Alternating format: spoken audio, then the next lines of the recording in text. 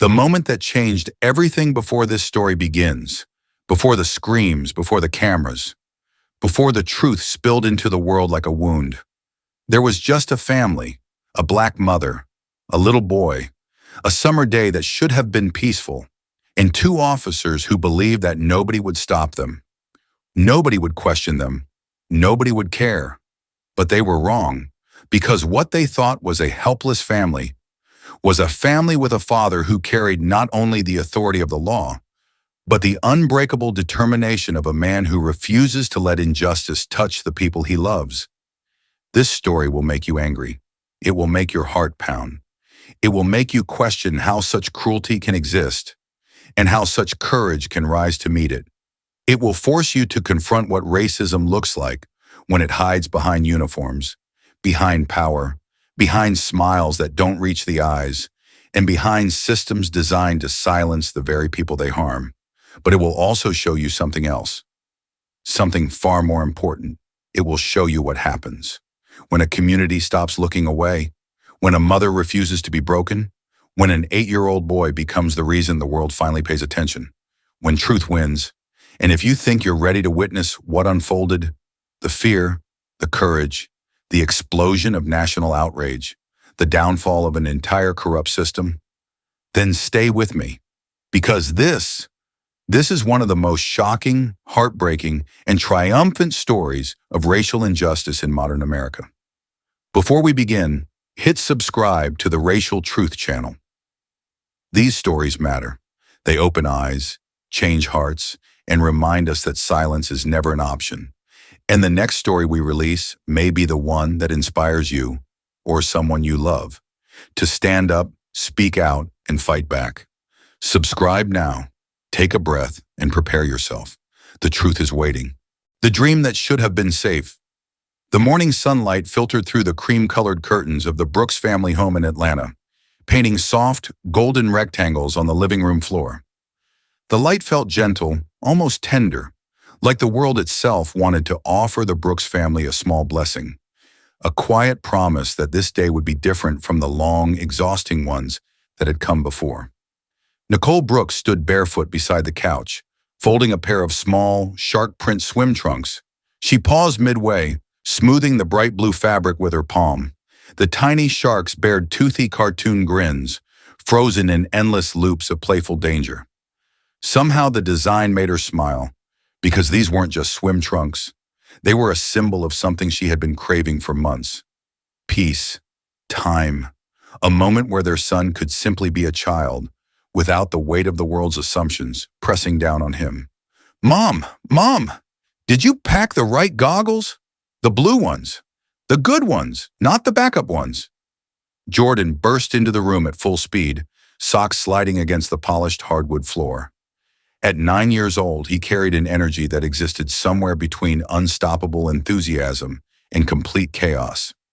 His eyes, round, bright, filled with hope, sparkled as they locked on the suitcase. Nicole laughed softly. I packed the blue ones, and the black ones, and the green ones from last summer, and your sunscreen, and your hat. Jordan groaned dramatically.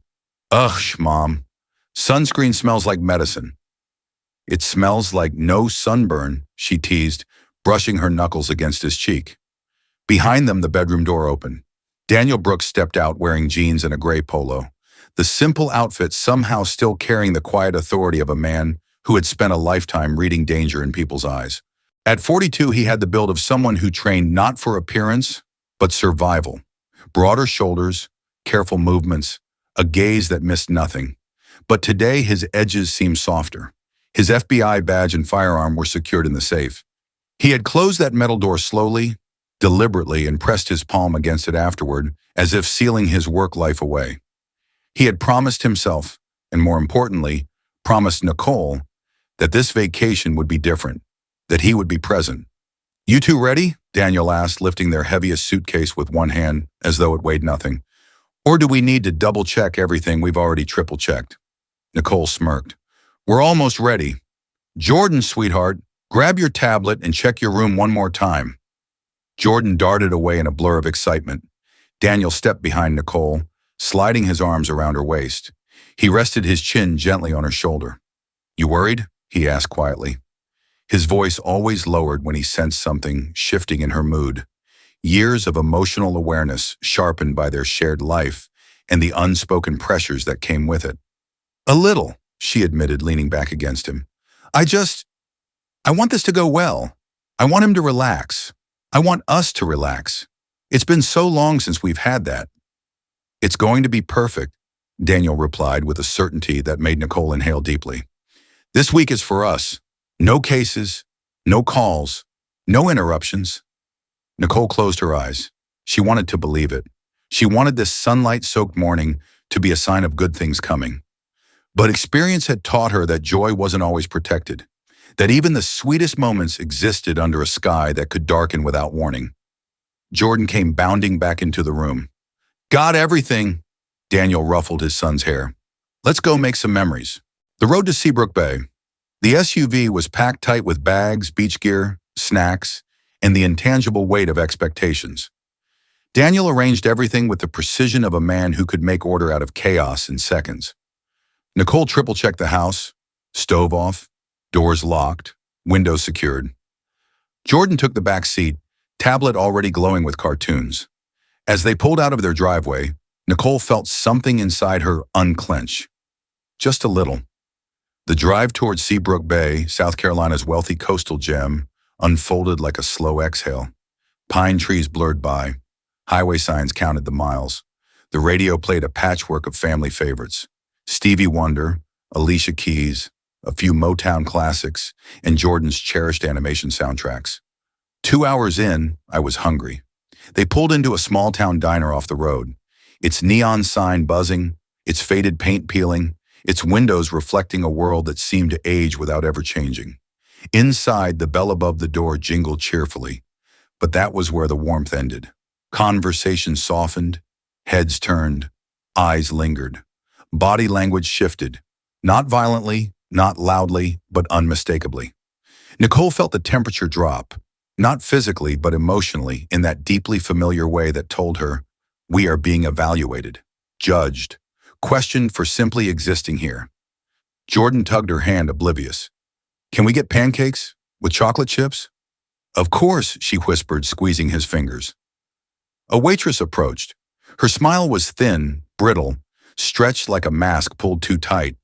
Her name tag read, Cheryl. Morning. Table for 3? Yes, Daniel answered calmly. They were led not to one of the sunny tables up front, but to the booth in the back, near the kitchen, near the noise, far from the windows. A seat meant for people who weren't meant to be seen.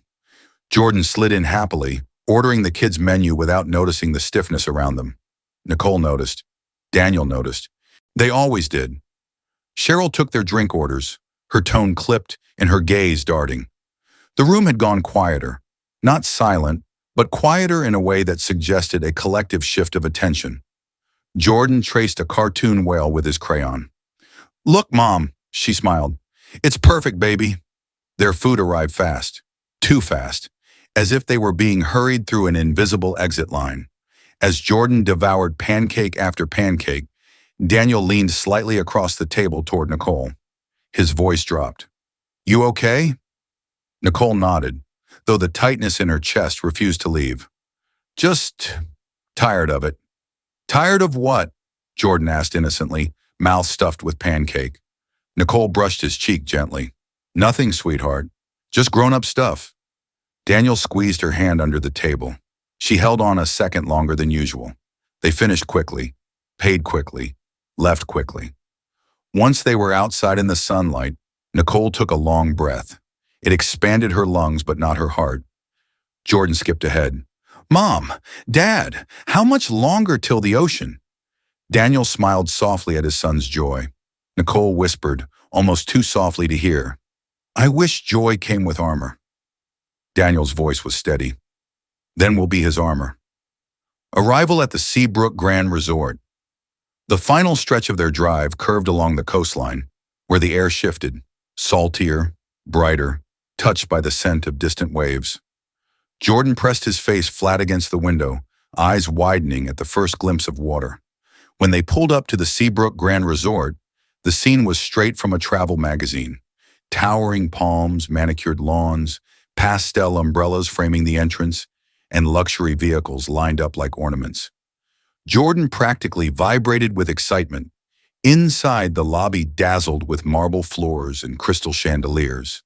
A glass sculpture of twisting blue strands mimicked the ocean just outside. It was beautiful, undeniably so. And yet, Nicole felt eyes on them again. Quick glances, assessments, micro-expressions that seemed polite on the surface but cold underneath. A front desk clerk greeted them with a smile that faltered too quickly. Her voice was formal, too formal. "Welcome to the Seabrook Grand Resort. Name, please?" "Daniel Brooks," she typed, paused, double-checked, triple-checked. Looked at Daniel, then Nicole, then Jordan. Looked again at the computer. Nicole felt her stomach sink, the familiar suspicion disguised as protocol. Finally, the clerk nodded. "You're in an ocean view suite on the third floor. Please be aware that our pool rules are strictly enforced for all guests." Nicole heard the unstated, "especially for you." Daniel thanked her calmly, though she'd noticed his jaw shift again, the same way it had in the diner. Jordan floated toward the elevator like a balloon pulled by invisible excitement. The suite was beautiful, a wall of windows facing the Atlantic, a balcony glowing with sunlight, crisp linens and air that smelled faintly of eucalyptus and ocean breeze. Jordan ran to the window. "Can we go swimming now, please?" Nicole laughed, relief threading her voice. "We'll unpack first, then we'll see." Daniel set the suitcases down and stepped beside Nicole. He watched Jordan pressing his palms to the glass, staring at the shimmering pool below with unfiltered joy. "It's going to be all right," Daniel murmured. Nicole nodded, but deep inside, in the quietest, most honest part of her heart, she felt it, a shift, a warning, a tremor of something dark stirring just beneath the surface of paradise. Because sometimes the most dangerous storms start on the calmest days. The pool, the eyes, and the unseen threat. The next morning arrived wrapped in sunlight that spilled across the Brooks family's ocean view suite. The room glowed in soft gold, the kind of morning light that made everything appear hopeful and possible. But beneath that warm glow lay an undertone, an invisible tension still lingering from the diner, and the subtle chill from the resort staff. Jordan was already up, wide awake, tugging on the shark print swim trunks Nicole had folded so carefully the day before. His excitement radiated like heat. "Mom, look, I'm ready," he announced, performing a full spin that nearly knocked over a bedside lamp. Nicole stood beside the dresser, rubbing sunscreen onto his small shoulders with motherly precision. "Let me get your ears and the back of your neck," Jordan wiggled. "Mom, I'm already covered." Daniel emerged from the bathroom in a crisp shirt, adjusting his watch. He wasn't in swim attire. Jordan stopped immediately. "You're not coming?" he asked, brows furrowing with the insecurity that young children rarely hide. Daniel knelt and pulled his son close. "I'll meet you both later, buddy. I just need to take care of something real quick." Nicole felt it immediately, a bitterness of guilt in her chest, the familiar sting of knowing work still cast shadows, no matter how tightly she tried to close the curtains. But she wouldn't challenge him, not now, not in front of Jordan. "You go have fun with Mom," Daniel continued gently. "I'll be there before you know it." Jordan nodded reluctantly. As they headed toward the pool area, Nicole turned back briefly. Daniel offered her a small, reassuring smile, the kind that said, "I'm still here. I'm still with you, even when I'm not physically beside you." She forced herself to believe it. The poolside quiet before the storm. The Seabrook Grand Resort's pool area was breathtaking, an almost theatrical display of blue water shimmering under morning sun. A waterfall feature added a soothing hush, and palm trees swayed lazily with the ocean breeze. Elderly couples lounged in cushioned chairs. Two women swam easy, unhurried laps in the deep end. For a moment, Nicole felt herself breathe. "This place is amazing," Jordan shouted, running toward the pool steps. "No running, sweetheart," Nicole called out, automatically slipping into mom mode. He slowed for maybe half a second before slipping into the water and letting pure joy spread across his face. Nicole settled into her lounge chair, removing her cover-up and adjusting her sunglasses. She opened her book, but her eyes kept drifting toward Jordan. Watching him glide through the water was like watching hope take physical form. This was why they came. So why did she still feel watched?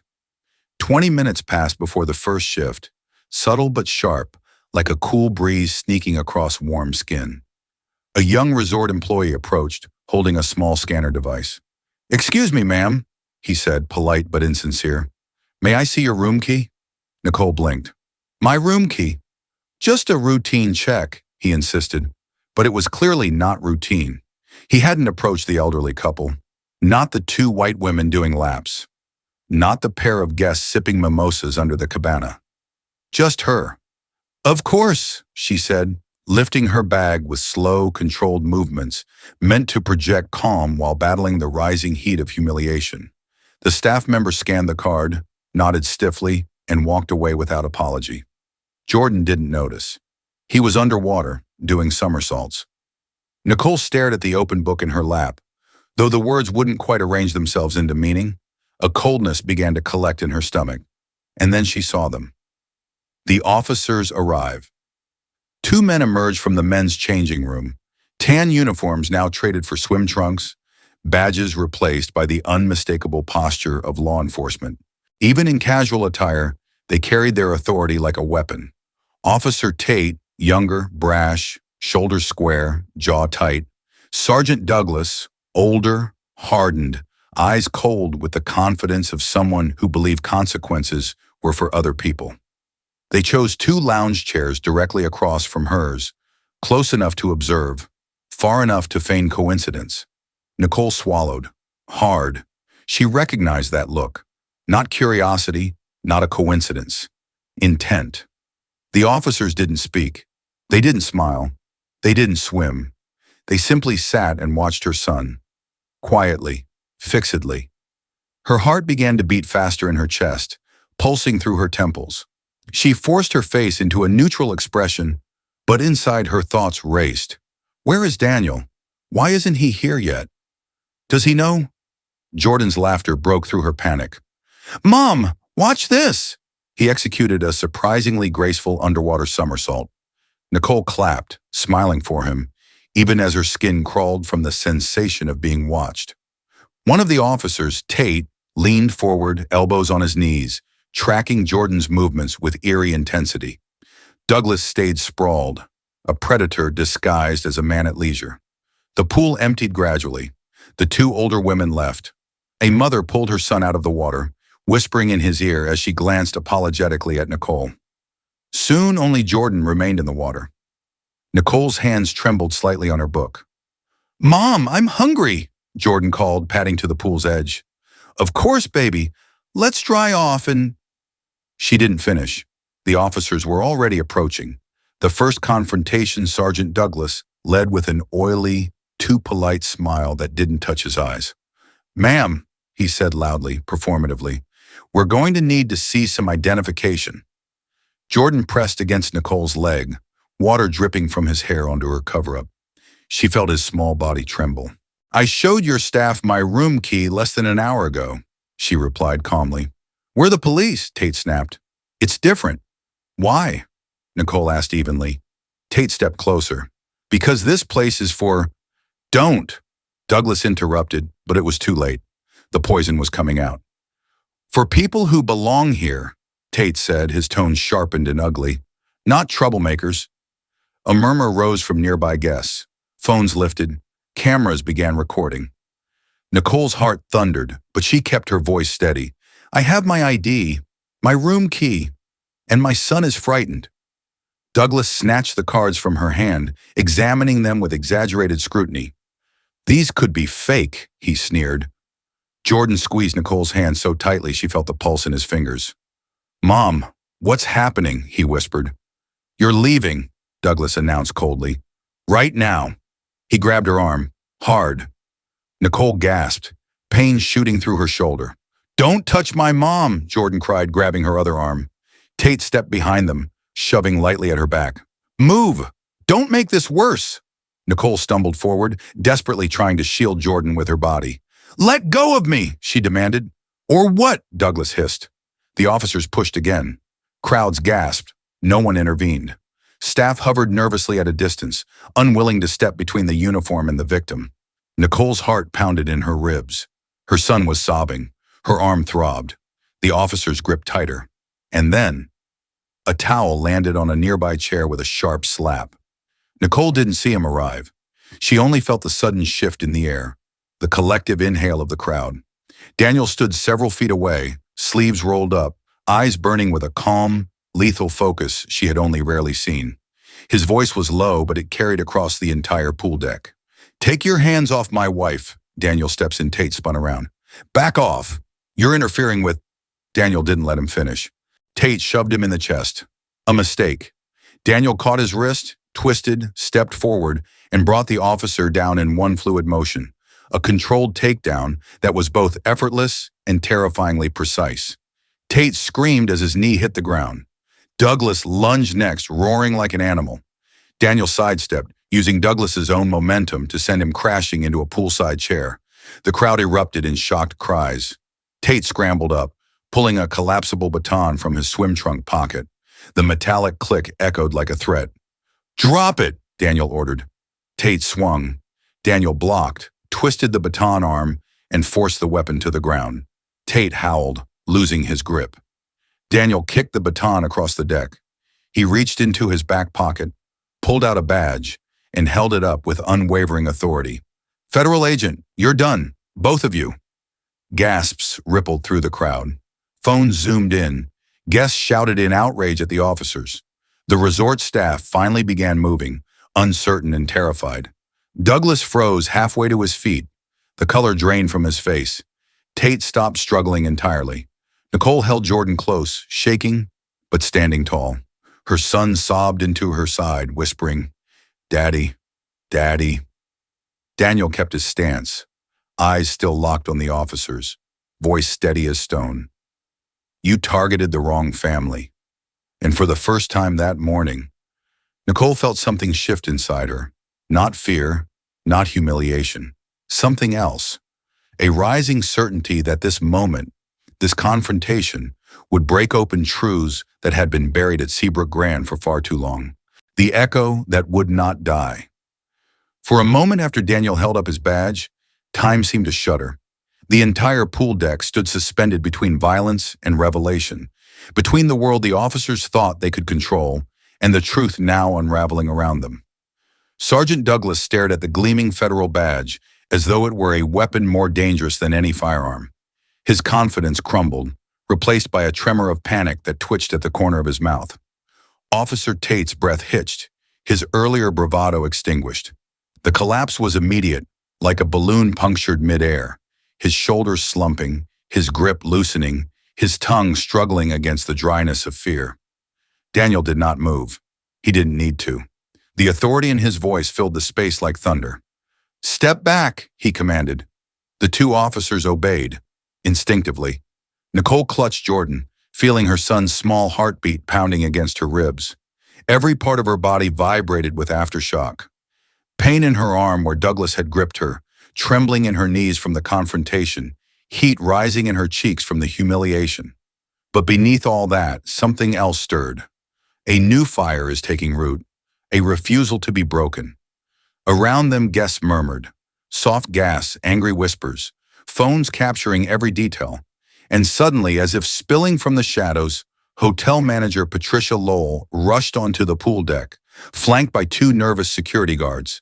Her face was strained, the edges of her rehearsed professionalism beginning to crack. "What's going on here?" she demanded, eyes darting between the officers, the bruising on Nicole's arm, and Daniel's badge. Daniel didn't raise his voice. He didn't need to. "These officers assaulted my wife," he said. "They threatened my son, and they attempted to forcibly remove paying guests based solely on race." Patricia blanched. "No, there must be some misunderstanding." "There is no misunderstanding," Nicole cut in, her voice trembling but unmistakably strong. "Your staff already checked our room card. These men came here looking for us." Guests nodded, murmuring in agreement. One elderly woman raised her phone. "I recorded everything, every word, every shove." A young couple chimed in next. "We saw it too." Suddenly, the lie Patricia had been preparing collapsed under the weight of evidence she could no longer control. The officers attempted to regroup. Douglas straightened, clearing his throat, trying to salvage some shred of authority. "We acted within enough," Daniel snapped, sharp, precise, and final. Tate flinched as if struck. Nicole watched the unfolding scene with a surreal sense of disbelief. Just minutes before, she had been alone, vulnerable, trembling beneath the weight of fear and racist hostility. Now the world was watching. Now the truth had witnesses. Now the officers could no longer hide behind badges and silence. "Mr. Brooks," Patricia's voice wavered. "Perhaps we can resolve this quietly?" Jordan, who had been pressed against Nicole's side, lifted his head at those words. His young voice, shaky but clear, cut through the pool deck with unexpected force. "They hurt my mom," he whispered. "Why do they want it quiet?" The crowd fell silent. Silent in the way people get when a child speaks truth so plainly it becomes undeniable. Patricia's composure faltered even further. I didn't mean..." But she had. They all had. This resort had been operating on a system of quiet resolutions, silenced complaints, and buried truth for far too long. Daniel stepped toward her. "We're not here for bribes, or upgrades, or hush money." His voice was steady as bedrock. "We're here for accountability."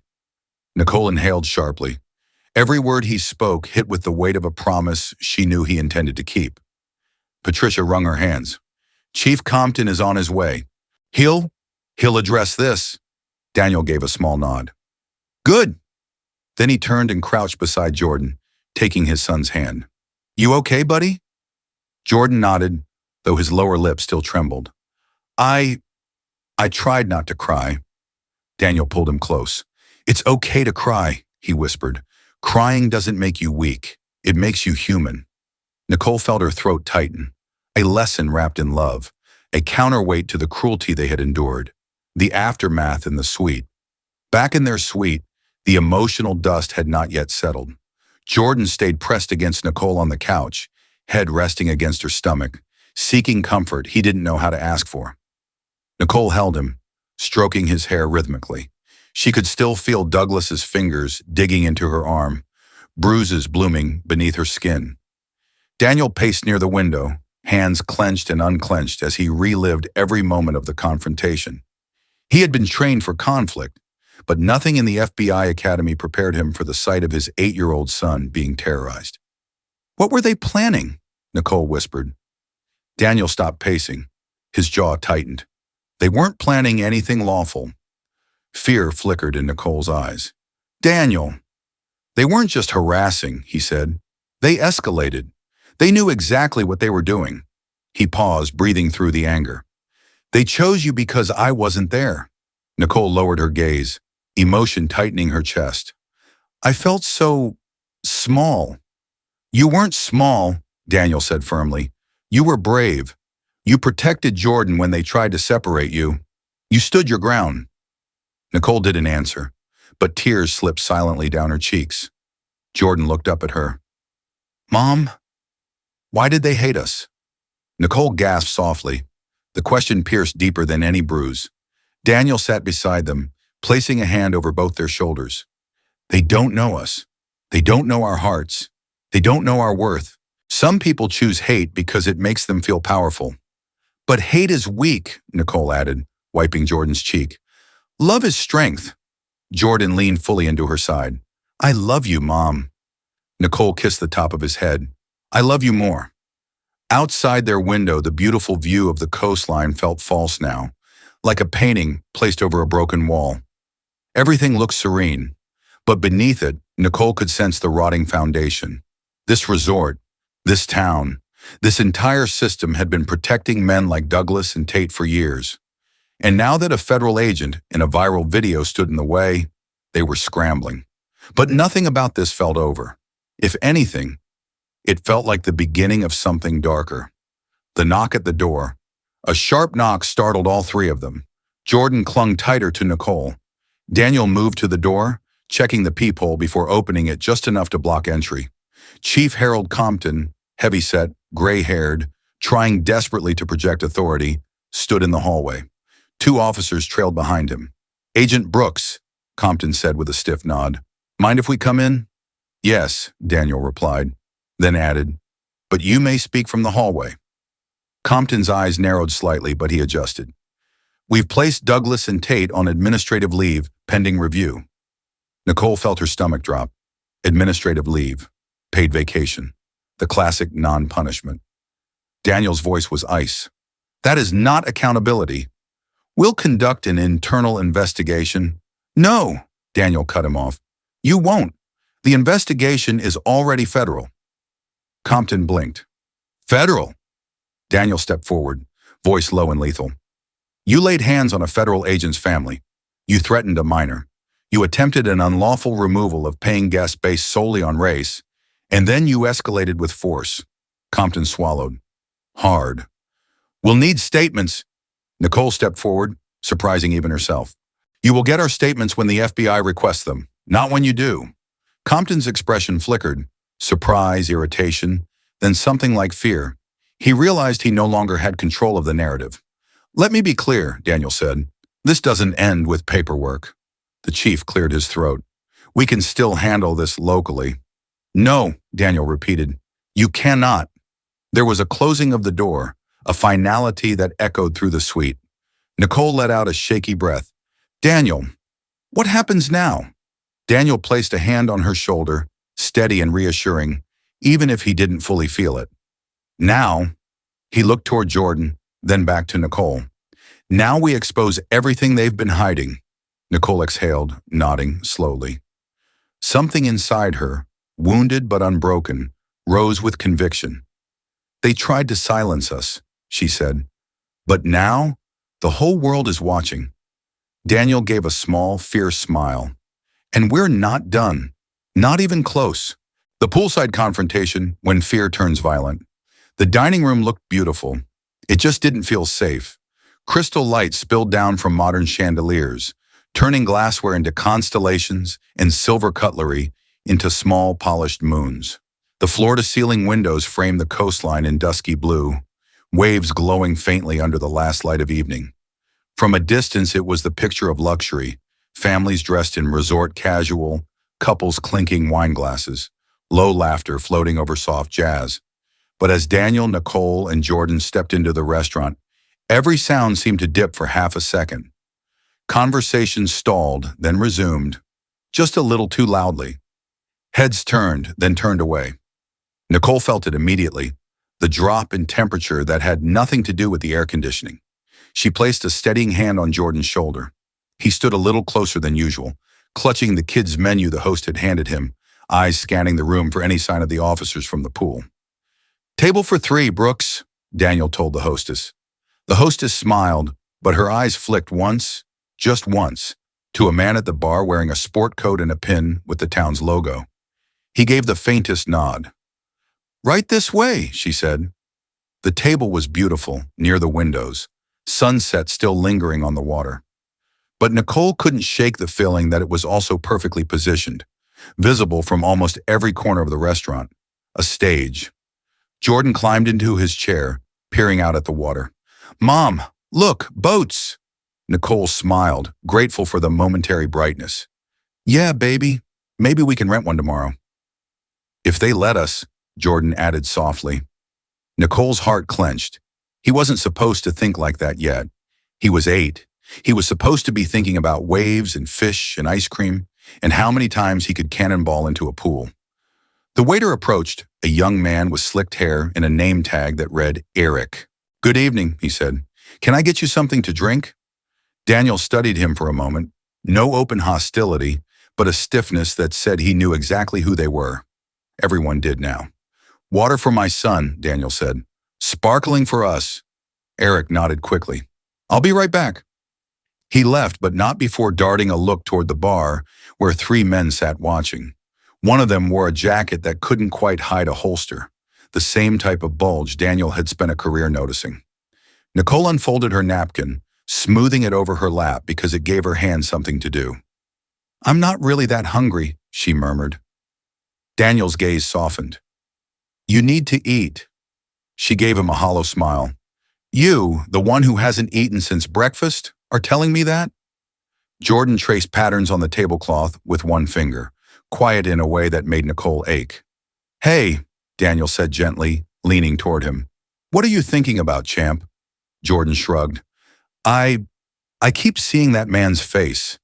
His voice dropped to a whisper. The one who grabbed Mom. He looked like he liked it. The words hit Nicole like a slap. She swallowed hard. Jordan, look at me. He did. His eyes were wet but stubbornly holding back tears. What he did was wrong, she said firmly. You did nothing wrong. We did nothing wrong. Do you understand? Jordan nodded, but his small fingers twisted in the edge of the napkin. Then why did everybody just watch? Silence pressed in around the table for a moment. Daniel exhaled slowly. Some people are afraid to do the right thing, he said. Some people convince themselves it's not their problem. But not everybody watched, okay? Some people recorded. Some spoke up, and more people are speaking up now. Jordan thought about that. So, some people are brave. That's right, Daniel said quietly, and we're going to be among them.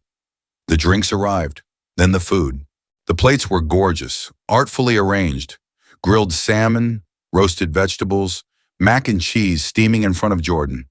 But every bite tasted like sand in Nicole's mouth. Their waiter's politeness was brittle. At the bar, the men kept glancing over.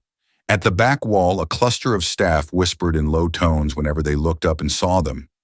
At one point, a family they'd seen at the pool walked in, a white couple and their 2 kids. The children recognized Jordan. The girl lifted a hopeful hand in a small wave. The mother gently, firmly, pressed her daughter's hand back down. The girl's shoulders slumped. Nicole watched the whole exchange. It was small, quiet, but it grated deeper than the open hostility from earlier. Because it said, we see them. We believe what's happening, but we will not stand next to them. By the time dessert menus appeared, Nicole just wanted to leave. Can we go back to the room? Jordan whispered. Daniel signaled for the check. Eric approached reluctantly, placing the bill on the table. As he did, his hand trembled just enough to make the pen rattle in its leather folder. His voice dropped to a murmur, barely audible. I'm sorry about earlier, he said, eyes fixed on the table. The pool. Some of us, we see things. We just are afraid, Daniel finished gently. Eric's throat worked. Yeah. Nicole looked at him more closely. His posture, his gaze, it wasn't contempt. It was fear of rocking a boat he believed might drown him. You know, she said quietly, silence doesn't protect people like us. He swallowed, then nodded once. I know. He walked away. They left the restaurant walking shoulder to shoulder, like a small formation. Daniel's body was relaxed enough not to draw attention, but coiled enough to react in an instant if he needed to. The hallway to their suite was hushed. Plush carpet softened their footsteps. Soft artwork lined the walls. It felt almost normal for a moment. Nicole slid the keycard, opened the door, stopped. A white rectangle of paper lay just inside, half crumpled where the door had nudged it. Stay back, Daniel said sharply, his hand instinctively going to where his service weapon would have been if hotel rules hadn't forced him to lock it away. He bent, picked up the paper. Thick block letters written in black marker. Leave while you still can. For a heartbeat, the room seemed to tilt. Nicole felt her lungs forget how to work. Jordan's voice was small. What does it say? Nicole opened her mouth, but no sound came. Daniel crumpled the note tightly in his fist, then smoothed it out again and slid it into his pocket with controlled care. It says, he answered, that some cowards are very afraid of the truth. Jordan looked confused, then afraid. Are they going to hurt us? Nicole crouched, pulling him into her arms. We're not going anywhere tonight, baby. We're locking the door. We're together, and Daddy's not going to let anything happen to us. Jordan nodded, but his body shook. Daniel moved through the suite in a practice sweep, checking the windows, the adjoining door, the balcony lock. His face was calm, but his hands were just a fraction too precise, the way they got when his mind was calculating risk. He returned to them and crouched next to Jordan. I need you to remember something, he said. You are not the problem. You are not the reason this is happening. Hate is the problem. Fear is the problem. Cowardice is the problem. But you, he tapped Jordan's chest lightly, you are not the problem. You are the reason we fight. Jordan looked at him, eyes brimming. I thought this was just a vacation, the boy whispered. Now it feels like a battlefield, Nicole finished softly. Daniel met her eyes. They both knew he'd stepped into countless battlefields before, but this one was different. This one had Legos and stuffed animals, and an 8-year-old's drawings near the bed. That night, all three of them slept fitfully. Daniel kept his phone on the nightstand, screen facing up, set to vibrate, FBI contacts one tap away. Nicole woke at every creak. Jordan, at some point, silently climbed into bed between them and pressed himself against both of their sides. Fear lived in the corners of the room, but so did something else, an unspoken vow. We don't run. Morning decisions. The morning sun poured in as if nothing had happened, laying soft gold across the carpet. It felt offensive that the day would dare to look beautiful. Daniel and Nicole stood near the small table by the window, voices low. Jordan watched cartoons on the living room TV, though his gaze seemed to float somewhere far behind the screen. Nicole held the note in her fingers, inside a clear plastic bag Daniel carried for evidence. Somebody walked right up to our door, she said. Right here, where our son sleeps. Daniel nodded, jaw rigid. Which means staff helped them. Guest floors or keycard access. Cameras in the lobby. But coincidentally, he made air quotes, no cameras in the guest hallways. Nicole's eyes flashed. Convenient. That's the word. She looked toward the living room where Jordan sat hunched. We should just go home, Daniel. We can file things from there. Safer schools, familiar streets, our neighbors. She swallowed. He doesn't feel safe. I can see it. It's in his shoulders. Daniel didn't answer immediately. He stared out at the sparkling ocean, hands braced on the edge of the table. We leave now, he said finally. They win. Not just against us. Against every family they've done this to. Against everyone watching who's thinking, if the FBI agent's family ran, what chance do I have? Nicole's eyes glistened. So we're supposed to be heroes while our child has nightmares? He turned, his own pain flickering across his features. I'm not asking you to be heroes. I'm asking you to stand with me while I make sure this stops. Not just for us, for the families who couldn't fight, who didn't have a badge to flash, who didn't have social media on their side. Nicole sat heavily on the edge of the bed. She thought of the way the hostess glanced at the man at the bar. The way the waiter whispered apologies was like contraband. The way the mother at the pool pulled her child away. This wasn't just two bad cops.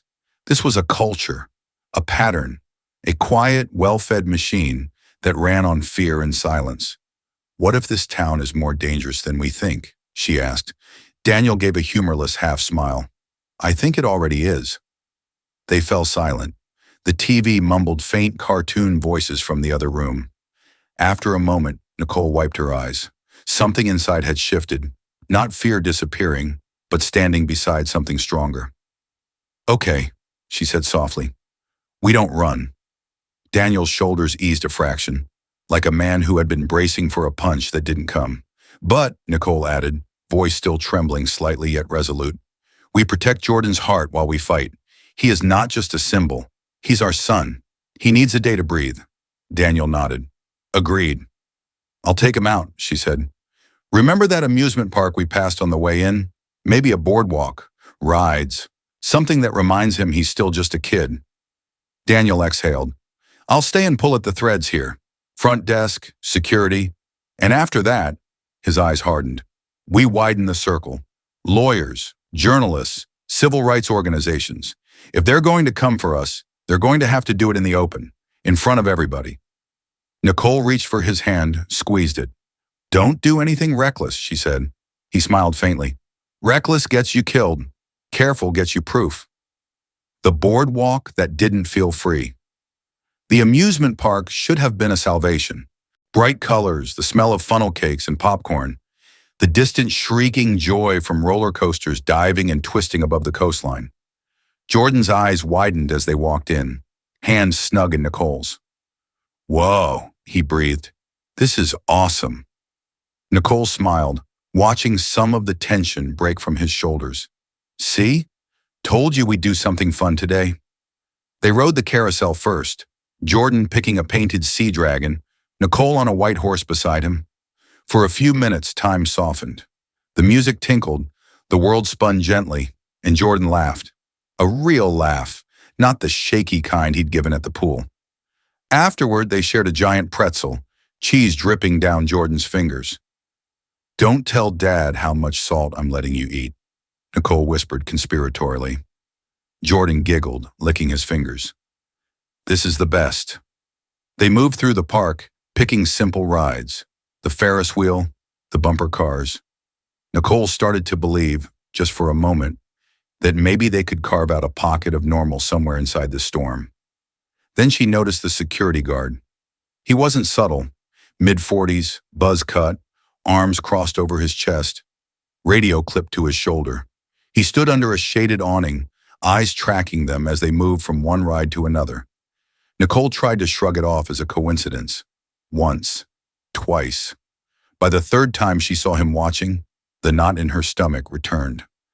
At the ring toss game, a dad and his son stood beside them. Jordan picked up a ring, aiming carefully. The other boy looked him up and down, then tugged on his father's sleeve. "Daddy, that's the kid from the video." The father's eyes flickered. "Yeah, I know." Jordan's hand froze mid-throw. "What video?" he asked. Nicole's heart clenched. The father hesitated.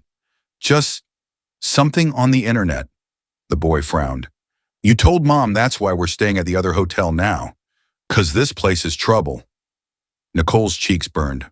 "Come on, Jordan," she said gently. "Let's try something else." They moved away, but they couldn't move away from the whispers that followed. A woman near the lemonade stand lifted her phone, angling it as if she were just taking a selfie. But Nicole knew. Another man watched them openly, arms folded, expression hard. Jordan pressed closer to her side. "Mom? Yeah, baby. Did we do something wrong?" The question landed heavier each time he asked it. Nicole kneeled so she was eye level with him, hands resting on his shoulders. The boardwalk clatter and music blurred behind them. "Listen to me," she said. "Really listen." He did. "You did nothing wrong. You were playing in a pool. You were loving your mom. You were being exactly who you're supposed to be, a kid on vacation. The wrong is not in you, Jordan. The wrong is in people who let hate and fear live in their hearts instead of love." Jordan blinked hard. "Then, why do they look at us like that?" "Because nobody ever taught them how to see people, and not just color, or stereotypes, or lies they were raised with. But that's not your burden. That's not yours to carry." His lower lip wobbled. "Feels like it." Nicole pulled him into a tight hug, closing her eyes against the sting of tears. "You're not alone," she whispered into his hair. "We'll carry this together, and we're not the only ones. Remember that older lady who spoke up yesterday? Remember the people who were mad at the officers? There are good people too. Don't let the bad ones erase them in your mind." When she finally let go, she could see it hadn't erased the hurt, but it had given him an anchor. "Can we go back to the hotel?" he asked quietly. "I'm tired." She wanted to say no, afraid of what awaited them there. But he needed familiar walls, his father's arms, someplace he recognized as a temporary home, however flawed. "Yeah," she said softly. "We can go back." Threads and patterns. While Nicole and Jordan navigated the boardwalk, Daniel moved through the resort with a different kind of focus. He visited the front desk, polite but pointed. "How do non-guests access guest floors?" he asked. The supervisor's smile tightened. "They don't. Our system is very secure." "So how did someone slip a note under my door?" The man's smile faltered. "I'm sure we can review. The hallway cameras will show us." Daniel cut in. "I'd like to see them." "Unfortunately," the supervisor said a little too quickly, "there are no cameras in the guest corridors. To protect privacy." Daniel's eyes hardened. "Privacy for who?" No answer. Just a shift, a retreat behind company policy. In the security office, he was met with a locked door and a guard who looked like he'd been warned. "This area is restricted to hotel staff," the guard said. "So is slipping death threats under room doors," Daniel replied mildly. "Yet here we are." The guard's eyes flicked away. "You'll have to speak with management." "I did," Daniel said. "Now I'm speaking with you." Someone cleared their throat behind him. He turned to see a housekeeper, Latina, late 50s, name tag reading M. Cruz, pushing a cart, eyes lowered. As she passed, she slipped something from under a folded towel into his hand. A key card. He looked at her. She still didn't meet his eyes, but she whispered under her breath, lips barely moving. "You're not the first family," she said, "but you might be the first who can do something." Then she moved on, cart rattling softly, her back straightening as if she'd just done the bravest thing she'd done in years. Daniel slipped the card into his pocket, heart pounding. Not from fear, but from the clarity that comes when scattered fragments begin to form a picture. This was organized. This was practiced. This was not new. The choice that becomes a stand. By the time Nicole and Jordan returned, the sky had turned dusky, streaked with purples and oranges. Jordan walked into the suite and immediately spotted Daniel at the small table. Laptop open, a spread of notes beside him. "Dad," Jordan said, rushing over. "You should have seen the roller coaster. It was—" He stopped halfway through the sentence, noticing the firmness in Daniel's posture, the tired strain around his eyes. "You okay?" the boy asked.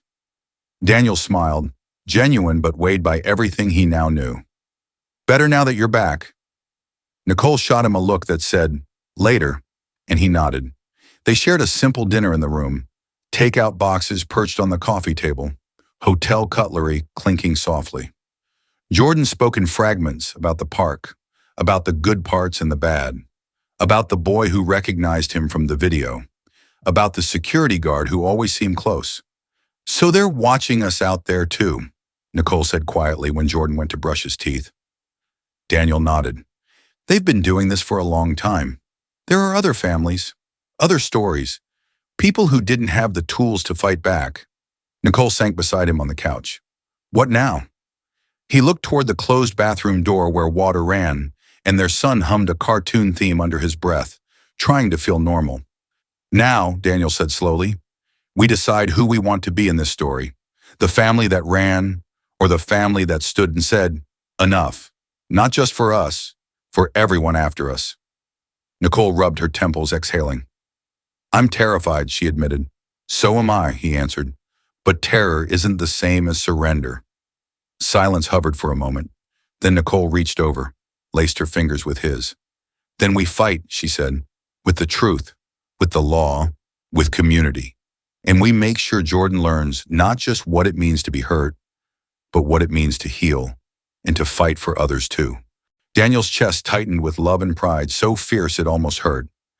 Jordan emerged from the bathroom in pajamas, damp hair sticking up. "Mom? Dad?" They both turned. He hesitated near the edge of the couch. "Are we going home tomorrow?" Daniel looked at Nicole.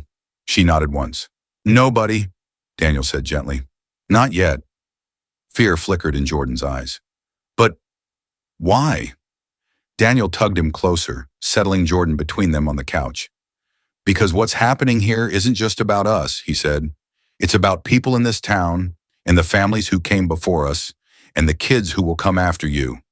If we leave now, the people who did this will keep doing it, to someone else's mom, someone else's kid, and I can't live with that." Jordan thought for a long moment. "Will it be scary?" he asked. "Yes," Nicole said honestly. "Sometimes." Will we be together?" "Always," she said, pulling him into her side. "That's the one thing that never changes." He leaned into them both, small body warm and solid between theirs. "I don't want other kids to be scared like me," he whispered. Daniel kissed the top of his head. "That's why we're staying." The TV was off. The room was quiet. Outside, the resort's lights sparkled, trying to sell an image of carefree joy. Inside, a black family made a different choice, not just to survive, but to stand. And in that choice lay the seed of something powerful, not just for them, but for every person in this country who had ever been told, "Leave while you still can." Because sometimes the bravest act of all is staying. The night they tried to break them. Night fell differently over the Seabrook Grand Resort now. The lights still glowed softly along the pathways. The ocean still whispered in long, rolling breaths. But something in the air had shifted, like a violin string pulled too tight, ready to snap. In Suite 3B, the Brooks family sat together on the carpet, pizza boxes open between them, cartoons flickering on the television in an attempt to give Jordan some sense of normalcy. But normal had been stolen from them. Jordan wasn't laughing at the cartoon jokes. He wasn't reaching for a second slice like he always did. He wasn't bouncing on the couch or humming theme songs or asking 50 questions a minute. He sat with his knees hugged to his chest, staring at the screen without seeing it. Nicole watched him, heart splintering a little more with every silent minute. She stroked his hair gently, wishing she could pull the fear out of him as easily as lint from a sweater. Daniel sat across from them, elbows on his knees, thinking through every detail of the last 48 hours. He had an agent's mind, trained to recognize patterns, connect dots, and predict danger, but no amount of training prepared a man for watching the innocence drain from his child's eyes. "This place," Nicole whispered, "it feels like it's breathing, waiting to do something." Daniel didn't disagree. "There's more going on here, and they know we know." Jordan lifted his head. "Are they going to come back?" he whispered. Daniel leaned closer. "If anyone tries anything, I will be ready, and I will protect you and your mom. I promise." Jordan's bottom lip trembled. "But they hurt Mom even when you weren't there." Nicole swallowed, emotions rising fast and hot. "Baby, Daddy being here isn't the only thing that keeps us safe. What keeps us safe is the truth, and courage, and people who stand together." She cupped his cheek. "We're not alone." Jordan nodded, though hesitation clung to him like a shadow. Later, that night the resort had grown quiet. Too quiet. The kind of quiet that comes not from peace, but from anticipation. Daniel sat at the small table in the suite, laptop open, the edges of his FBI credentials peeking from his bag. He wasn't on duty officially, but he had begun compiling evidence as if he were leading a full-scale investigation. He wrote notes. He replayed the videos from the pool. He zoomed in on faces in the background. He cross-referenced names he'd overheard from staff. He studied badge numbers he'd glimpsed on the officers. He mapped the timeline of harassment. Nicole, exhausted, had curled up with Jordan in the bedroom. Both of them were sleeping lightly, bodies tense even in rest. Daniel barely blinked as he worked. His focus sharpened with every discovered inconsistency in the resort's operations, every gap in surveillance, every story shared online from families who had quietly suffered similar treatment. Then, a faint sound, a scrape, metal edging gently against metal. Just outside their suite door. Daniel froze. He slid silently across the room, placing one eye to the peephole. Nobody there. Not in view, anyway. He checked the hallway camera feed on his laptop. The screen glitched twice, then froze completely. Someone was tampering with the system. "Not tonight," he murmured.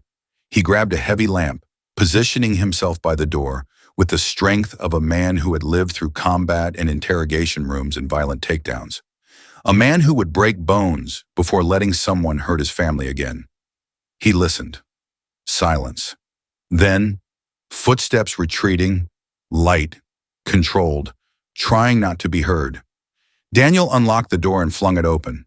The hallway was empty, except for a small white envelope on the carpet. Not slid under the door this time. Left right in front of it, boldly, as if to prove access. Daniel picked it up and opened it. Inside was a photograph, blurred, taken from a distance, but unmistakable. Jordan, on the boardwalk earlier, taken without their knowledge, and on the back, in thick letters, "You can't protect him forever." Daniel felt the world narrow to a single point: fear, rage, focus sharper than any blade. He closed the door quietly so he wouldn't wake his family. Then he sat back at the table and stared at the photograph, letting the fury simmer, not explode. Because rage that erupts is dangerous, but rage that waits, that's lethal. Morning after. More truth, more fear. Daniel had barely slept. Nicole had slept in fragments. Jordan had nightmares that made him whimper and cling to her. By sunrise, the suite felt heavier, like the walls were closing in. Nicole moved mechanically through the morning motions, smoothing Jordan's curls, helping him brush his teeth, forcing herself to smile for him even though her stomach was twisted into knots. "Mom, I don't want to go outside today," Jordan said, voice small. She blinked. "Why, baby?" I don't want people looking at me like I'm a bug they don't want near them." He swallowed hard. "The boy at the boardwalk said his mom didn't want him near me because we're in trouble."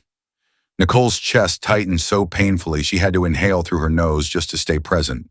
"Jordan, nobody has the right to look at you that way." "But they do," he whispered. Daniel looked at Nicole. They both knew what he meant. He wasn't talking about looks. He was talking about being made to feel like he didn't belong anywhere. Nicole knelt in front of him, taking both his hands. "Listen to me. You belong everywhere love exists, and everywhere we go, love is going with us, okay?" He nodded, leaning into her. She held him for a long time, long enough to steady herself too. Later that day, a new ally. While Nicole tried to give Jordan a quiet morning in the suite, Daniel went downstairs to confront the resort management again. But as he crossed the lobby, a woman approached him.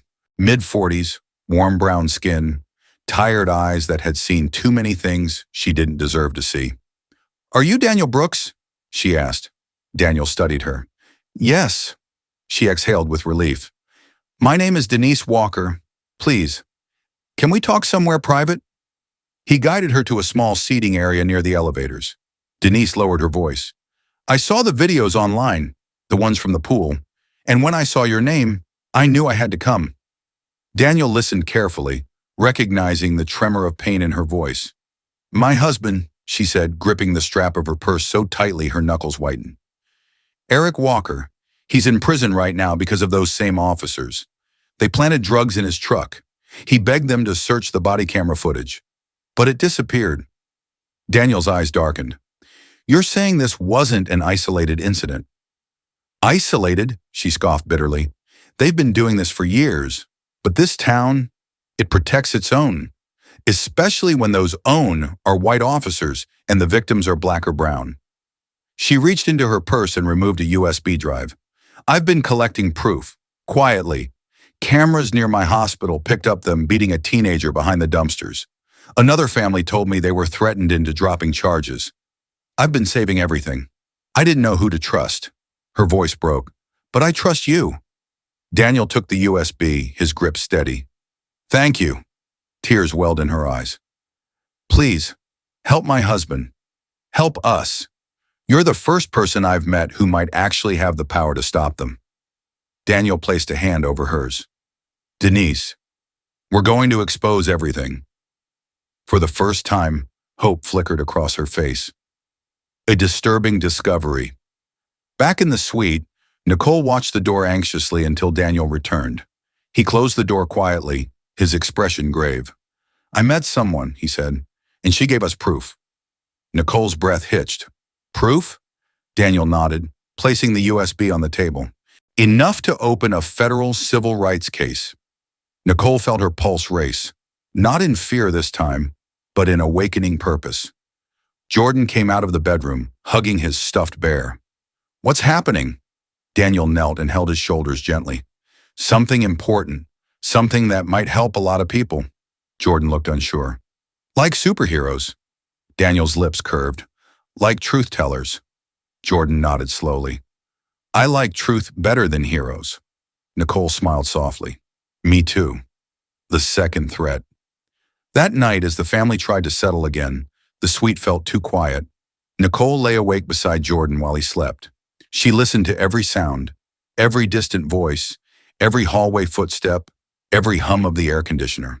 At 2:17 a.m., she felt more than heard it. A presence outside their door, a breath, a stillness. Nicole sat up straight. Daniel was already awake. He moved silently toward the peephole again. This time, he saw a shadow, someone standing just out of full view, waiting. In the dim hallway light, a whisper slithered through the doorframe. "You should have left when you had the chance." Daniel's blood ran cold.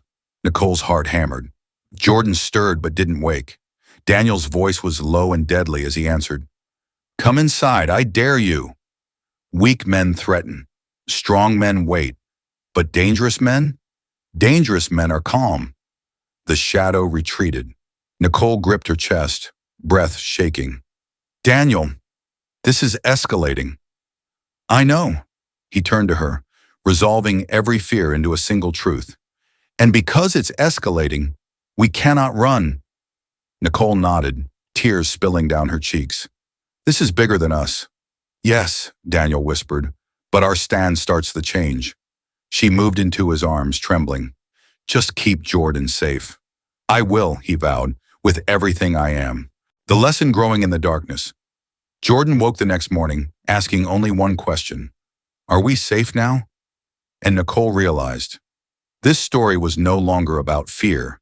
It was about transformation. It was about a child learning the truth about the world and still choosing hope, still choosing courage, still choosing love. "Baby," she said softly, brushing his curls back, "there are people in this world who want to divide us. But there are more people, many more, who want to lift each other up. We're going to find them, and we're going to be part of that light." Jordan leaned into her. "I want to be light too." Nicole kissed his forehead. "You already are." Daniel watched them both, heart full of fierce love and sharper purpose. In that moment, the Brooks family knew who they were. Not victims, not fugitives, not a family running from hate. They were a family standing in truth, and truth, once awakened, refuses to die quietly. When the walls begin to speak, morning light spilled into the Brooks family suite like a hesitant apology, soft, warm, yet unable to erase the heaviness of the night before. Nicole brewed coffee with trembling hands while Jordan pushed cereal around his bowl, tracing circles he didn't finish. Daniel stood by the window, shoulders tight, eyes scanning the grounds below with the focus of a man who had spent his adult life predicting danger seconds before it erupted. Nicole glanced at him and felt a pang in her chest. Not fear, not sorrow, but the crushing weight of loving someone who carried responsibility like armor. Someone who could hold a world of danger at bay, yet still feel powerless before the threat to his own family. "Daniel," she whispered, "we can't keep living hour to hour like this." "I know," he said, still watching the parking lot. "Today, we take the offensive." "Meaning?" Daniel turned to her with a quiet intensity. "Meaning they're no longer the hunters." Nicole stared at him for a long moment, then nodded once. She understood. Behind them, Jordan whispered, "Can we not go outside today?" Daniel went to him, kneeling so they were eye to eye. "Buddy, everything we're doing is so kids like you never have to be scared to go swimming or eat lunch or walk anywhere. You didn't do anything wrong." Jordan looked down. "It doesn't feel like that." Daniel lifted his chin gently. "That's why we're fighting back now." So it will. The first move, connecting the dots within the hour, Daniel had turned their suite into a temporary war room. Laptop open, multiple tabs are running, the USB from Denise Walker plugged in. Notes spread across the table in a carefully organized chaos that only an investigator's mind could decipher. Nicole watched him review surveillance footage, frame by frame. Faces, timestamps, badge numbers. He cross-referenced shifts with complaint logs, matched patrol cars with harassment reports, and traced the missing body camera footage through digital fingerprints the officers hadn't realized they left behind. Patterns emerged. A web of connections the town had buried under layers of intimidation and silence. Nicole felt her stomach twist. "Daniel, this isn't just harassment, it's coordinated." "Yes," he said, eyes locked on the screen, "and this resort is part of the machinery." The realization washed over her like ice. "How many people have been through this?" she whispered. "Dozens," Daniel said. "Possibly hundreds. Families that left. Cases dismissed. Complaints erased." Nicole sat beside him, overwhelmed. "How did no one stop them?" Daniel closed a file slowly. "Because fear is a weapon, and silence is the chain that keeps it deadly." A knock at the door. Help arrives quietly. A soft knock startled them both. Daniel motioned for Nicole to take Jordan into the bedroom. Then he approached the door cautiously. Peering through the peephole, He saw a woman he vaguely recognized, a hotel housekeeper he had passed in the hall before. He opened the door a crack. "Mr. Brooks," she whispered, glancing nervously over her shoulder. "My name is Marcia Whitfield. I need to talk to you." Daniel opened the door wider, but it still stood as a barrier. "Go ahead," she wrung her hands. "I've worked here for 13 years. I've seen things I wish I hadn't. Things that should have been reported, but weren't." Her voice trembled.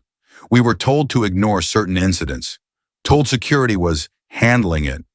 Told to erase footage, clean up evidence, and avoid guests who complained."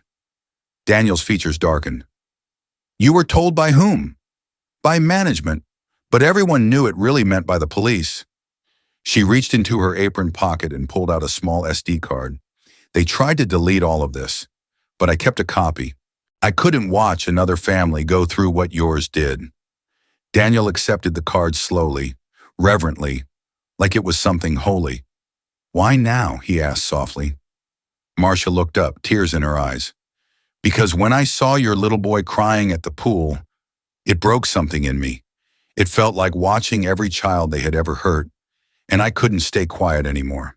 Nicole, listening from the doorway, felt a lump in her throat. She stepped forward. "Thank you," she whispered. "You're brave for coming." "No," Marcia said.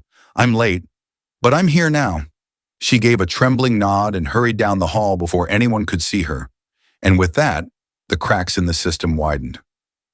The data that changed everything. Daniel inserted Marcia's SD card into his laptop. Nicole watched his face shift from curiosity to shock, to fury held together by sheer discipline. "Daniel?" she asked gently. He exhaled slowly. "Nicole, this is worse than we imagined. Video files, audio recordings, internal memos are not meant for public eyes. Coded messages between hotel staff and officers. And then a video that made Nicole's hand fly to her mouth. The officers, Thorne and Miller, grab a black teenage boy behind the loading dock, slamming him against the wall, laughing, calling him slurs, threatening to teach him a lesson about staying in his place." Nicole felt physically ill. Daniel clenched his jaw so tight a muscle twitched. "This is enough to bring down the entire police department." "And the hotel," Nicole whispered. He nodded. "Yes, but we need one more thing before this becomes a federal case." "What?" "Witnesses ready to come forward publicly." Nicole swallowed. "People are still afraid, which is why we need someone trusted in the community, someone who knows the families who suffered." Daniel looked up. "Denise Walker." Nicole nodded. "Call her." The meeting that shifted everything. They met Denise later that afternoon at a quiet cafe off the main road, where tourists rarely wandered. Denise arrived with a folder thick with printed emails, screenshots, and statements from people who once trusted the system and were betrayed. Her hands shook as she placed the folder on the table. "You need to understand," she said softly. "Everyone talks in whispers here. Fear has a long memory." Daniel opened the folder carefully. "And courage has longer." Denise's eyes filled with tears. "People will talk if they know the FBI is involved, but they're terrified." Nicole reached across the table, placing her hand over Denise's. "There is power in numbers. People who stand alone get silenced. People who stand together change history." Denise wiped her eyes. "You sound like you belong in the Civil Rights Museum. My mama would have loved you." Nicole smiled softly. "I learned from the women who came before me." Denise took a deep breath. "Okay, I'll help. I'll contact every family I know who was targeted. But, Daniel?" "Yes? Promise me something." Her voice cracked. "Promise me you won't let them bury this too." Daniel held her gaze with absolute seriousness. "I swear, this time the truth won't stay buried." Denise nodded, comforted, not by blind optimism, but by the steel in his voice. Back at the resort, the proof mounts. Returning to the suite, Daniel immediately began building a digital dossier.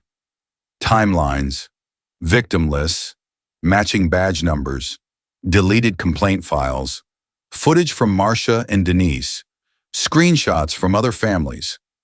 Financial records hinting at kickbacks. Nicole watched him write with feverish intensity. This isn't just evidence, she murmured. It's a blueprint of corruption.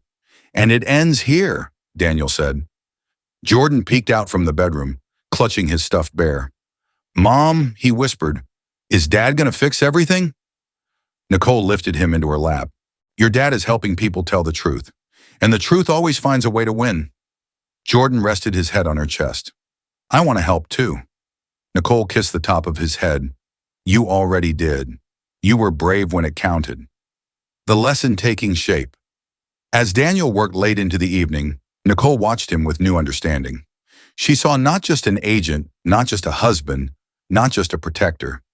She saw a man who believed in America, not as it was, but as it should be. A country where truth mattered, where families were safe, where little boys weren't made to feel like intruders in their own homeland, where justice wasn't selective, where love and unity didn't just exist in speeches, but in practice. Nicole placed a gentle hand on his back. We're doing something bigger than stopping two officers, she whispered. Daniel nodded, eyes still on the screen.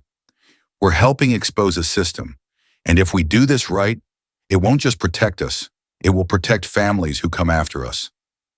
Nicole leaned her cheek against his shoulder. That's the America I want Jordan to grow up in. Daniel's hand covered hers. That's the America we're fighting for. And outside their window, the resort lights flickered softly. Not as a threat this time, but like the first tremors before a long-buried truth finally breaks open. Because the walls were starting to speak. They were telling secrets, and the Brooks family was ready to listen, ready to reveal, ready to stand. The night justice spoke. The resort felt different now. Not safer, not calmer, just tense.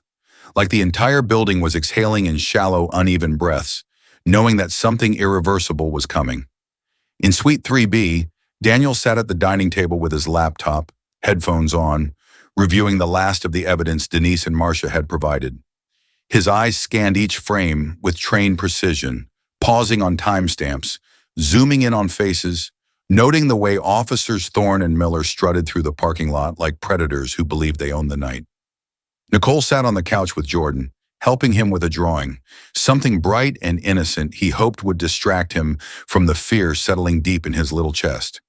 She glanced at her husband often, the shadows beneath his eyes darker now, but his posture filled with a tension that meant action was coming. Daniel, she said softly, you need rest. He didn't look away from the screen. I'll rest when this town has no more shadows to hide behind. Nicole swallowed hard. That was the man she married. Unyielding, unafraid of the dark, even when it clawed at his own life.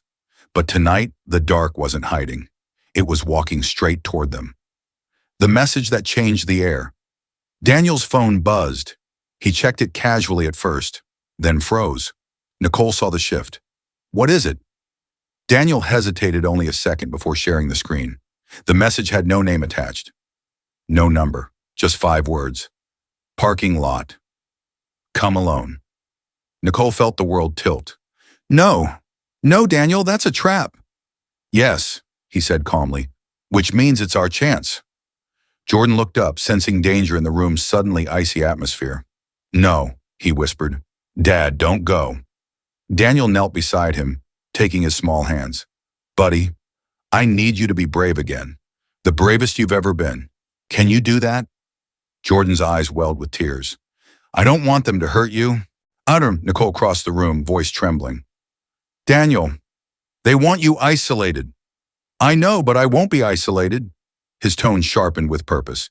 Nicole, call Cassie, the reporter. Tell her to be ready. Tell Denise to call the families who agreed to speak. And call my supervisor at the bureau. No details, just tell him there's movement. Nicole's breath shook. Daniel, he pressed a kiss to her forehead. This ends tonight. Nicole gripped his shirt tightly, refusing to let go for a moment. Come back to us. I will. Then he whispered into her ear. Record everything. He stood, grabbed his jacket, and headed toward the door. Daniel! Nicole's voice broke. He stopped, turned back, held her gaze with the eyes of a man ready for war and love all at once. I love you, he said softly.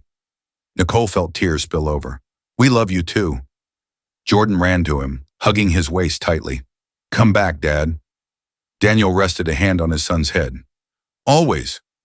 Then he stepped out into the hallway, closing the door gently behind him. The second the latch clicked, the world seemed to follow. The walk into danger. Daniel walked down the hall, each step deliberate. He moved like a man who'd faced death before. But tonight, the stakes weren't his survival. It was true. Justice. His family's safety. The future of countless families whose stories had been erased. He reached the elevator, pressed the button, and descended in silence. Outside, the night wrapped around him like a cold shroud. The parking lot lay in stillness, dimly lit, shadows stretching between cars like dark fingers. The ocean wind carried the faint scent of salt and rust, the kind of night where even the stars seemed to hold their breath. Daniel stepped forward. "Evening, Agent Brooks." A voice slithered from the darkness. Detective Thorne emerged from behind a truck, hands in his pockets like he'd been casually waiting. Officer Miller came from the other side, his baton swinging lightly in his grip. Daniel's jaw tightened. "You wanted me. I'm here." Thorne smirked. "We warned you, told you and your little family to leave." Miller stepped closer, eyes gleaming with cruelty. Funny how stubborn people get when they don't know their place. Daniel didn't flinch. He didn't step back. He simply said, "Let's finish this." The fight that ignited everything. Miller lunged first, swinging the baton with a snarl. Daniel moved like water, smooth, precise. He sidestepped, grabbed the baton arm, twisted it sharply, and drove an elbow into Miller's ribs. The officer stumbled, breath knocked out. Thorne charged next. Daniel pivoted, using Thorne's momentum to send him crashing into a nearby car. The impact left a dent in the door. "You're going to regret this," Thorne spat, pulling a gun from beneath his jacket. Daniel lifted his hand slightly, but his stance didn't waver. "You really want to add murdering a federal agent to your list?" "Murder?" Thorne scoffed. "No. Self-defense." Miller recovered enough to sneer. "You attacked us. The big bad Fed tried to take down 2 local officers doing their job." Daniel's voice dropped, cold and lethal. "Everything you say is being recorded." Thorne faltered. "Just enough." Then, "Daniel!" Nicole's voice. She stood at the edge of the parking lot, phone raised, recording. Behind her, Cassie and 2 camera operators. Denise Walker, several resort guests, 3 families who had been victimized before, and dozens more who had seen the online videos and rushed to the resort. A crowd, growing by the second, holding their phones up, capturing every detail. Thorne's face drained of color. Nicole's voice shook but carried power. "Everyone is watching. Every word, every threat, every lie." Daniel stared at her, the woman whose courage had pushed this moment into the light. Miller panicked. "Turn those cameras off." It could, but the crowd stepped closer, forming a semicircle around Daniel and the officers. "No!" someone shouted. "We're done being silent." Denise moved forward. "You terrorized our families. You destroyed our lives. And now you're exposed." Thorne pointed the gun wildly, voice cracking. "Back off." But the cameras didn't lower. The truth had teeth now, and it wasn't afraid to bite. The confession. Daniel stepped forward slowly, eyes locked on Thorne. "You should talk," he said quietly. "If you don't, the evidence will." Thorne's hand shook. "Years of targeting families," Daniel pressed, "harassing guests, planting evidence, taking bribes from the hotel. It's all documented." The crowd murmured. Phones rose higher. Miller's face crumpled. "Thorne, they have everything. They know about—" "Shut up!" Thorne barked, but his voice wavered. Daniel moved closer. "Tell the truth. For the first time in your career, tell the truth." Miller broke first. "They paid us," he yelled. "The hotel. They paid us to keep undesirable guests in check. They said it was for business." Thorne spun toward him. "You idiot!" "And Thorne ran everything," Miller blurted. "He planned the false reports, the arrests. He told us to scare families into leaving before they could complain." A gasp rippled through the crowd. Nicole covered her mouth, tears streaming. Daniel advanced one step at a time until he was directly in front of Thorne. "Anything else you want to deny?" he asked softly. Thorne's arm dropped slightly. But Daniel didn't reach for him. He just said, "Look around you." Thorne did. For the first time, he truly saw the crowd, the phones, the witnesses, the truth he could no longer outrun. His shoulders sagged, and the gun slipped from his hand. It hit the asphalt with a hollow clatter that echoed like a verdict. The arrival of justice sirens wailed in the distance. Multiple units, local police arriving. But more importantly, FBI vehicles are speeding toward the resort. Cassie turned her camera to the flashing lights. "This is live. Justice is here." Nicole rushed to Daniel, wrapping her arms around him, sobbing into his chest. He held her tightly, forehead pressed to hers. Jordan ran to them, and Daniel lifted him into his arms, kissing his head. "You came back," Jordan whispered. "Always," Daniel breathed. FBI agents swarmed the parking lot, securing Thorne and Miller with firm authority, reading them their rights, confiscating weapons, and collecting witness statements. The crowd watched, emotions raw, relief, vindication, tears, trembling hope. Cassie narrated into the camera. These officers believed fear could silence justice. Tonight, justice answered back. The lesson born in the darkness. As agents loaded the corrupt officers into vehicles, Denise approached Daniel and Nicole. "You did it," she whispered, voice thick with emotion. "No," Daniel said softly. "We did it. All of us." Nicole nodded, tears still falling. This is what happens when people refuse to be silent. A man from the crowd, a father who had once been too afraid to speak, said quietly, "Tonight, I'm proud to be American again."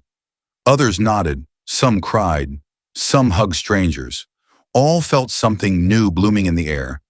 A belief that unity was stronger than hate, that courage could outshine corruption, that love could anchor a family even in the harshest storm. Jordan tugged Daniel's sleeve. "Dad, can we go home now?" Daniel kissed the top of his head. "Yes, buddy, we can go home." Nicole squeezed her husband's hand. "Tomorrow?" Daniel looked out over the crowd. Black, white, Latino, Asian, families and allies standing shoulder to shoulder. "Tomorrow," he said, "we help rebuild something better, the America they chose to build." The morning after the arrest felt unreal, not because the world had magically healed, not because the pain had dissolved, not because the fear had vanished, but because truth had finally stepped into the light.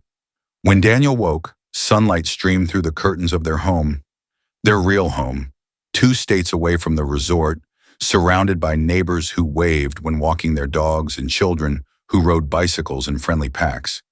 The world felt new. He sat up slowly, muscles still bruised from the fight, ribs aching from the collision with the asphalt. But even pain couldn't dim the sense of meaning that settled over him. Nicole was beside him, still asleep, one hand resting lightly on his chest. Her breathing was steady, calm, safe. For the first time in days, Daniel let himself breathe too. Then, a sound he'd been longing for. Jordan's laughter, high, bright, unburdened. Daniel felt his throat tighten. He slipped from bed and walked into the hallway. Jordan sat on the rug in his pajamas, a stack of superhero toys spread out around him, creating a scene of battle and victory. When Jordan saw him, his smile grew. "Dad," he said confidently, "you're my real hero." Daniel's heart cracked open in the most beautiful way. He knelt, gathering his son into his arms. "No," Daniel whispered into Jordan's hair. "You're mine." Nicole appeared in the doorway, eyes soft with love. "Come on," she said. "We have a big day." The honor that meant everything. By late morning, the Brooks family stood at the entrance of the FBI regional office. The building buzzed with reporters, flashing cameras, and agents in dark suits. Nicole squeezed Daniel's hand. "Are you sure you want to do this publicly?" "Yes," he said.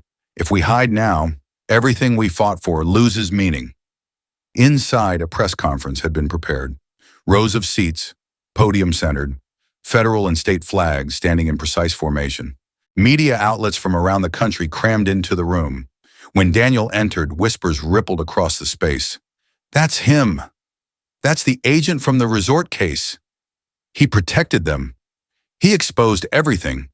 But Daniel didn't walk to the podium alone. Nicole walked beside him. Jordan walked proudly in front, holding both their hands. The audience took in the sight, not just of a federal agent, but of a Black American family that refused to be broken. At the podium, Assistant Director Helena Ruiz spoke first. "Today we honor Special Agent Daniel Brooks," she began, "not only for his professional excellence, but for his extraordinary courage in the face of personal danger." She paused. "But we also honor this family, Nicole and Jordan, whose strength and truth allowed a deeply rooted system of corruption to be exposed." Nicole squeezed Jordan's shoulder as the room burst into applause. Ruiz continued, "Justice does not begin with institutions. Justice begins with ordinary people choosing to stand up when standing up is hardest." She turned to Daniel. "Agent Brooks, please step forward." Daniel moved to the podium. Cameras clicked. Lights flashed. A medal was placed around his neck. The Distinguished Service Medal, one of the highest honors an agent could receive. Ruiz shook his hand, but Daniel wasn't finished. He approached the microphone. "I accept this," he said slowly, "but not for myself." Silence fell. "I accept this for every family who was silenced, for every voice ignored, for every child who grew up believing they were less than human because someone in uniform told them so." Cameras flashed again, but this time the room wasn't focused on spectacle. It was focused on truth. "This medal," Daniel continued, "belongs to every person who refused to back down, every mother who fought to protect her child, every community member who documented wrongdoing, even when they were afraid." His voice steadied, strong but warm. "This is not the end of the fight, but it is proof that when we stand together, even entire systems built on hate can fall." He stepped back. Applause exploded through the room. Nicole wiped tears from her eyes. Jordan puffed his chest out, proud beyond words. And the cameras captured a moment that would circulate across the country. A moment not of fear, not of pain, but of triumph. The community that found its voice. After the ceremony, families who had once stayed silent began approaching them. A Hispanic father shook Daniel's hand hard, voice trembling. "You helped all of us. My daughter, she can grow up knowing her rights matter." A white mother in her 50s hugged Nicole. "You reminded us that racism isn't someone else's problem. It's all our problem." A Black teenager approached Jordan shyly. "You were brave, man," he said. "I saw you record your dad. That took guts." Jordan beamed. "Thanks. I just did what my heart said." The teenager's eyes softened. "Wish more grown-ups did that." As more families gathered, Daniel realized something powerful. Their story had not just exposed corruption, it had unlocked courage in others. Denise Walker approached next, her husband Eric by her side, finally free after his wrongful imprisonment was overturned. Eric embraced Daniel with gratitude. "You didn't just save your family," he said. "You saved mine." Nicole hugged Denise tightly. "We did this together." And they had. For the first time, the community wasn't whispering. It was speaking out loud.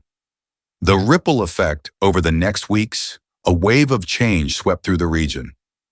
The hotel chain publicly apologized and established a civil rights oversight committee. Multiple officers faced federal charges. The police department entered a mandatory reform program. An independent task force was created to review past cases. Minority families who were previously silenced came forward with confidence. But something deeper happened too. People, ordinary people, started having conversations they once avoided. Teachers reevaluated discipline policies. Churches held forums on racial understanding. Neighborhoods organized unity events. Local officials implemented bias training. The Brooks family saw it everywhere they went. A shift, a stirring, a willingness to confront the uncomfortable truth that racism was real, present, and destructive, but not invincible. The return to the pool. One warm Saturday afternoon, Nicole looked at Jordan after a long week of school and said gently, "Baby, want to go swimming?" Jordan froze. Nicole expected hesitation. Instead, Jordan lit up. "Can my friends come too?" Nicole's heart filled. Of course. They invited neighbors, classmates, and families who had stood beside them during the case. When they arrived at the community pool, something extraordinary happened. Kids of every background splashed together. Parents laughed. No one stared. No one whispered. No one questioned who belonged. Jordan ran across the deck and dove into the water, laughter echoing, a sound that had once been stolen from him. Daniel and Nicole sat side by side, watching joy ripple across the pool. Daniel exhaled, the kind that releases months of fear. "Look at him," Nicole murmured. "He's free again." Daniel nodded. "Because truth set him free." She leaned her head on his shoulder. "Truth set all of us free." They watched Jordan swim confidently, splashing his friends, creating waves that glittered in the sun. Waves that symbolized something bigger, something lasting. The lesson, their gift to America. As the sun began to set, painting the sky in golden rose, Daniel realized something profound. Their family wasn't just healed, they were transformed. Nicole felt it too, saying softly, "When people see this story, I want them to remember one thing." Daniel turned to her. "That love is stronger than hate," she said. "That people are worth fighting for. That silence is the enemy of justice." Daniel took her hand. "And," he added, "that America becomes stronger when we choose to protect one another, especially across racial lines." Nicole smiled. "That's the America Jordan deserves." "That's the America we're building," Daniel said. Together they watched Jordan leap from the diving board, his laughter ringing through the warm air, a triumphant declaration that the world had not defeated him. And nearby, other children laughed too.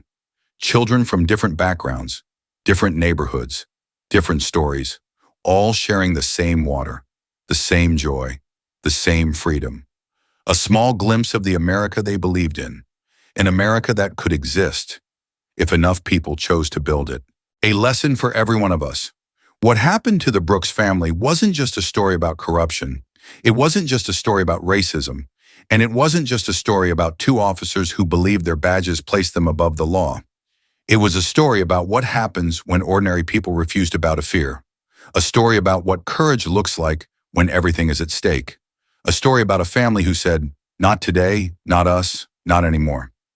Daniel, Nicole, and little Jordan didn't expose a broken system because they were fearless. They exposed it because they were human, because they loved one another fiercely, because they believed that truth and community could be stronger than hate. And they were right.